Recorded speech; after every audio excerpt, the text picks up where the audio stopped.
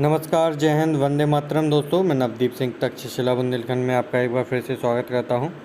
तो जैसा कि आप इस वीडियो में देख पा रहे होंगे, मध्य प्रदेश शिक्षक वर्ग 2 चयन परीक्षा 2025, इसके बारे में हम डिटेल में बात करेंगे। 6 जुलाई को होगा रिज़ल्ट घोषित। तो कहाँ से ये न्यूज़ आ रही है, क्या पूरी जानकारी इस वीडियो में डिस्कस करेंगे।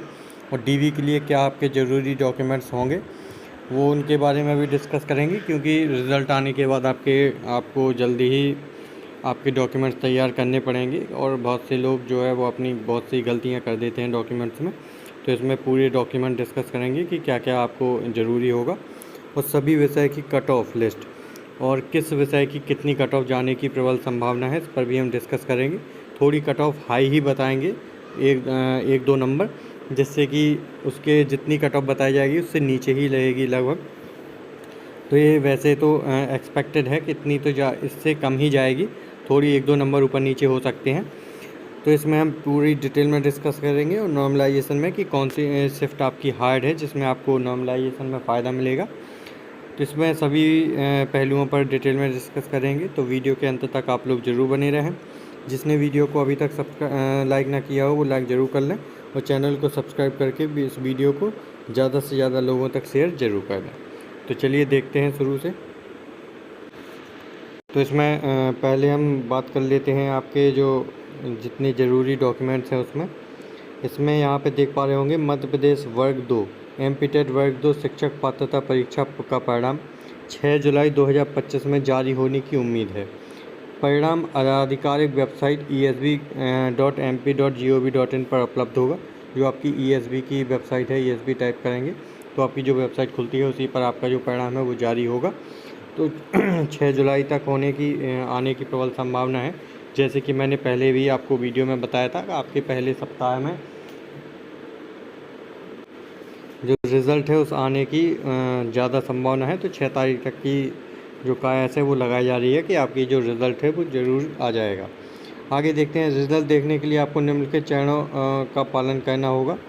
तो ये आपकी पूरी डिटेल दी गई है इसमें कि क्या क्या है। आपकी USB की वेबसाइट पर जाकर आप होम पेज पर, ये पूरा तो मैं तभी बता दूंगा जैसे ही आपका रिज़ल्ट आएगा कि आपको कैसे देखना है।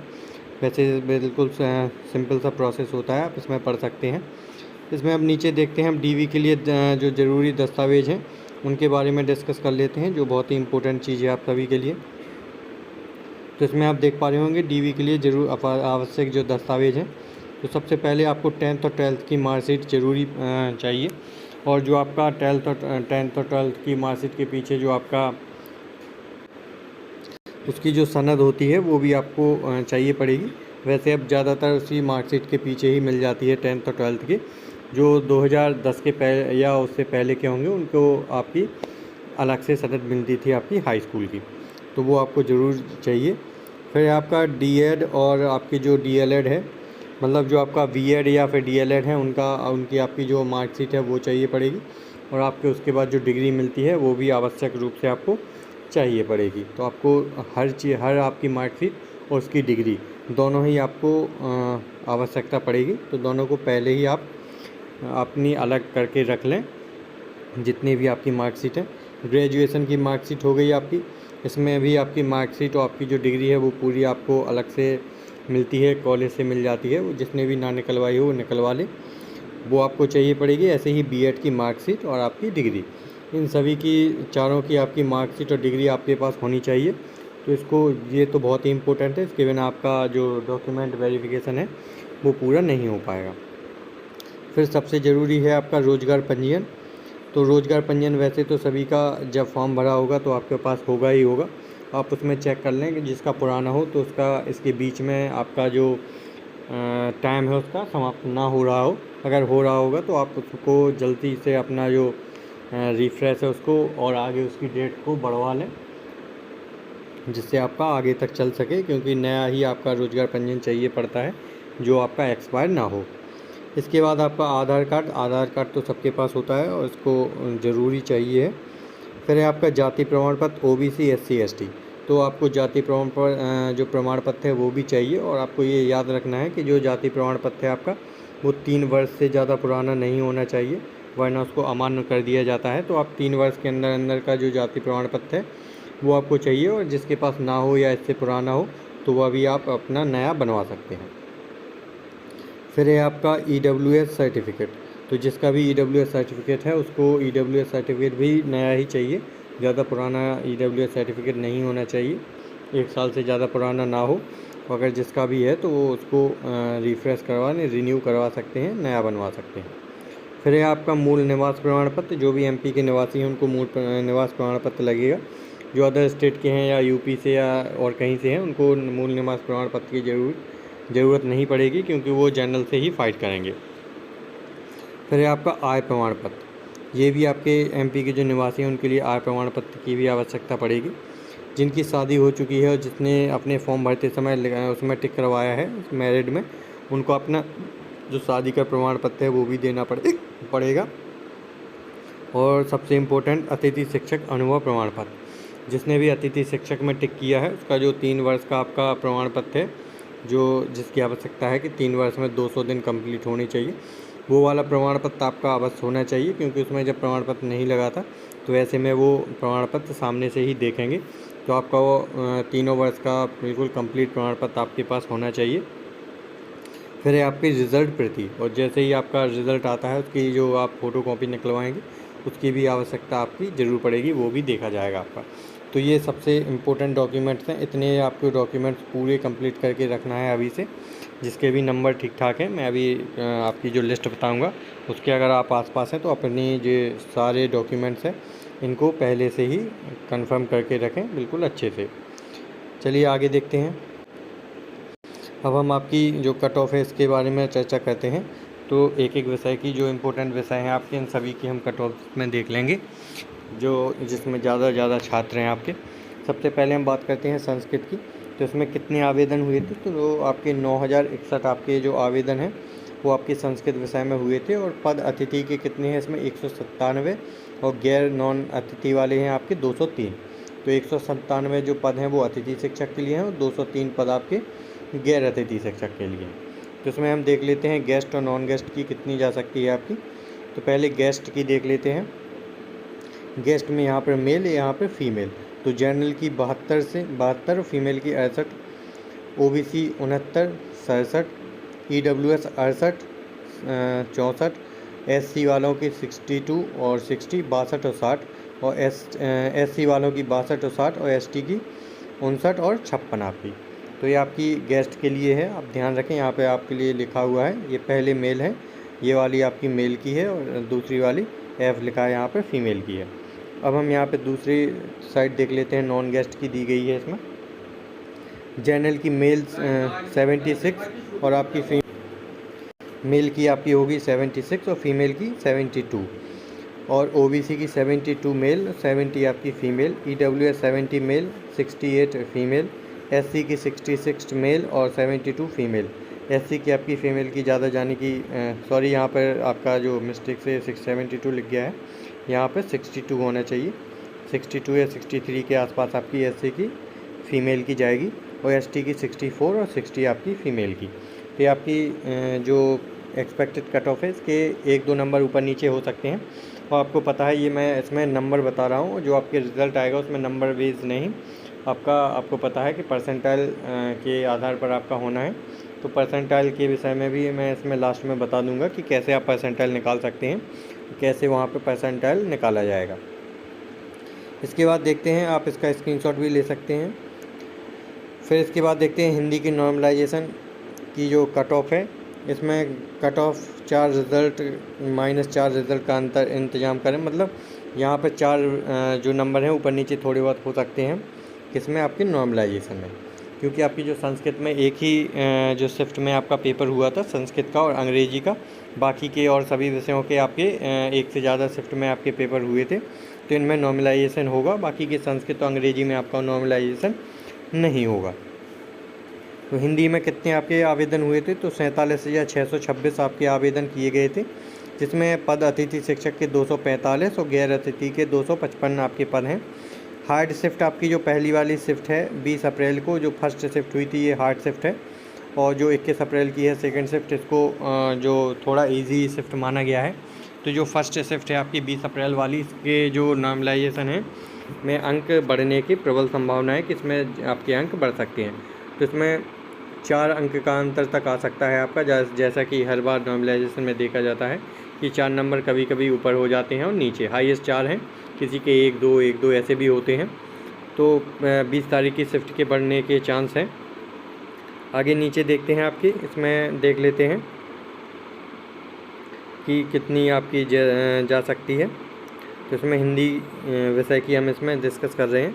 तो जर्नल की गेस्ट के बारे में पहले बात करते हैं। जर्नल मेल और फीमेल, जर्नल मेल 75 और फीमेल 72, ओबीसी मेल 73 और फीमेल आपकी 68, ईडब्ल्यूएस मेल 70 और फीमेल 68, एससी 68 और 64 और एससी का 68, 64 और एसटी का आपका 65 to 60।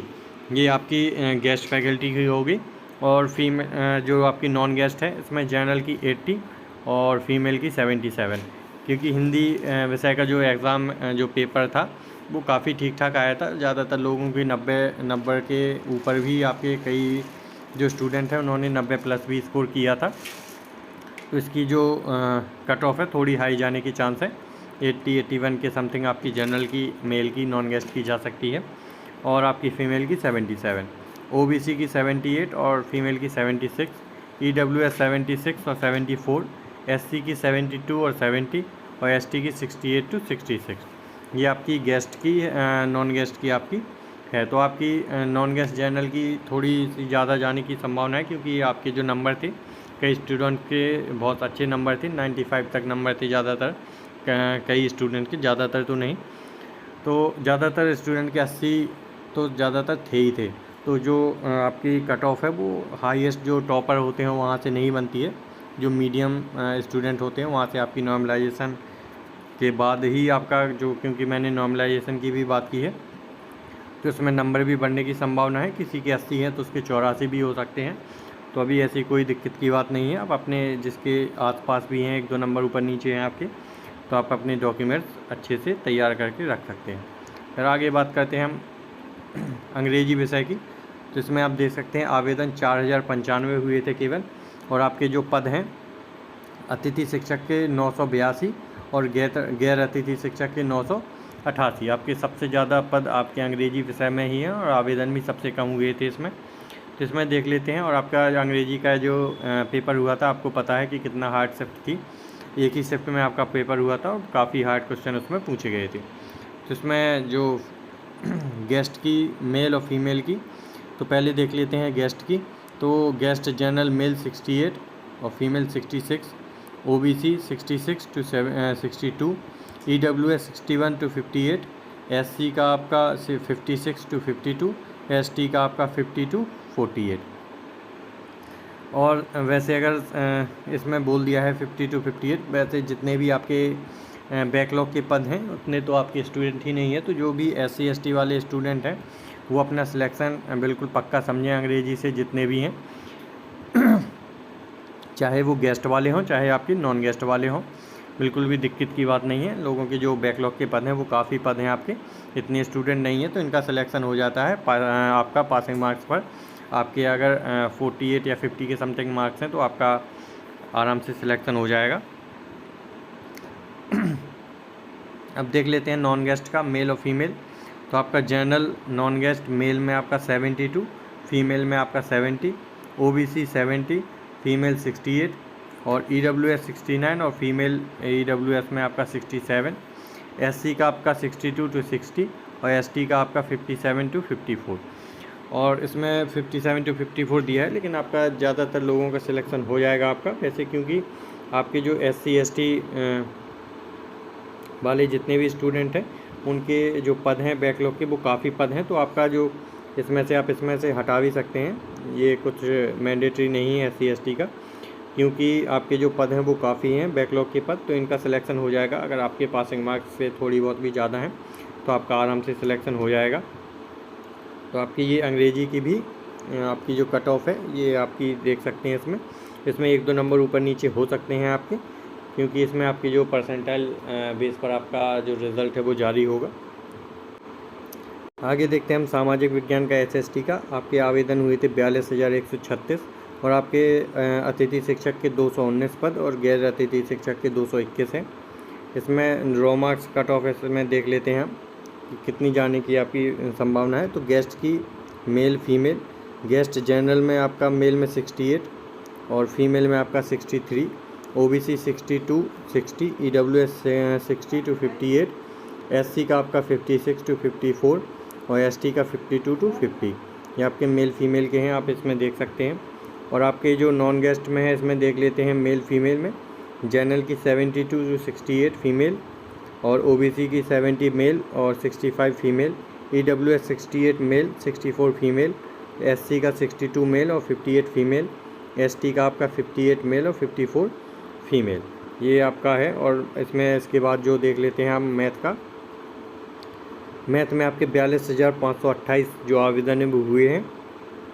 अतिथि शिक्षक के आपके 731 और नॉन अतिथि शिक्षक के गैर अतिथि हैं उनके 739 जो पद हैं वो मैथ में है। इंग्लिश के अंग्रेजी के बाद आपके जो सबसे ज़्यादा पद हैं वो अंग्रेजी मैथ के ही इसमें आपके पद हैं। इसमें गेस्ट नॉन गेस्ट में देख लेते हैं आप। General male 65, female 62, OBC male 63, female 60, EWS male 62, female 58, SC male 56, female 54 और एसटी आपका 52 मेल और 50 फीमेल। ये आपके गेस्ट टीचर्स के जो कट ऑफ है इसके एक्सपेक्टेड है आपकी, इसके आसपास ही आपकी जो कट ऑफ है वो जाने वाली है। नॉन गेस्ट की बात करें मेल की तो general 72, female 68, OBC male 70, female 65, EWS male 68, female 64, SC male 62, female 58 और एसटी 56 मेल और 52 फीमेल। ये आपकी मैथ की कट ऑफ रह सकती है, इसके 1-2 नंबर ऊपर नीचे हो सकते हैं। तो ये आपकी ज़्यादातर जो मोस्ट इम्पोर्टेंट विषय हैं आपके, इन सभी विषयों का हिंदी, अंग्रेजी, सामाजिक विज्ञान आपकी और जो आपकी हिंदी है, संस्कृत है, इन सभी के कट ऑफ है। इसके आसपास ही आपकी कट ऑफ रह सकती है। जैसे कि मैंने पहले ही बताया कि 1-2 नंबर ऊपर नीचे हो सकते हैं नॉर्मलाइजेशन की वजह से। तो -4 नंबर प्लस भी हो सकते हैं और 4 नंबर आपके माइनस भी हो सकते हैं। 4 नंबर तक बिल्कुल क्लियर नहीं है कि 4 ही नंबर होंगे, 1 नंबर हो सकता है, 2 हो सकते हैं, 3 हो सकते हैं। और आपकी जो नॉर्मलाइजेशन है वो शिफ्ट वाइज ही किया जाएगा। जो हार्ड शिफ्ट है उनको प्लस पॉइंट मिलेंगे, प्लस नंबर मिल सकते हैं। और अभी थोड़ी बहुत ये भी देखने की संभावना है क्योंकि इसमें कई क्वेश्चन ऐसे हैं जो डिलीट भी होंगे, क्योंकि उनके जो आउट ऑफ सिलेबस भी कई क्वेश्चन आए थे। जैसे अंग्रेजी में, मैथ में भी कुछ क्वेश्चन है जो आउट ऑफ सिलेबस है, तो उससे भी आपके जो रिज़ल्ट पर जो तो प्रभाव ज़रूर पड़ेगा। तो देखते हैं कि आपकी 6 जुलाई को रिज़ल्ट घोषित होता है या नहीं होता है। वैसे एक्सपेक्टेड है कि 6 जुलाई तक आपका जो रिज़ल्ट है वो आ जाना चाहिए, पहले सप्ताह में आपकी जुलाई के। तो 1-2 दिन आज कल आपकी 3 तारीख है, तो देखते हैं 3 दिन का समय और है, वो आता है कि नहीं। वैसे 6 जुलाई तक आपका रिज़ल्ट घोषित हो जाना चाहिए। जैसे ही इसके बारे में आगे और कोई जानकारी आएगी तो मैं आपको अपने इसी चैनल के माध्यम से प्रोवाइड करवाऊँगा। तो वीडियो को ज़्यादा से ज़्यादा लाइक करके शेयर ज़रूर कर दें। आपके जो कोई भी कमेंट हो आप कमेंट बॉक्स में लिखकर ज़रूर पूछ सकते हैं, मैं उनका ज़रूर आंसर दूंगा। मिलते हैं अगली वीडियो में। जय हिंद दोस्तों।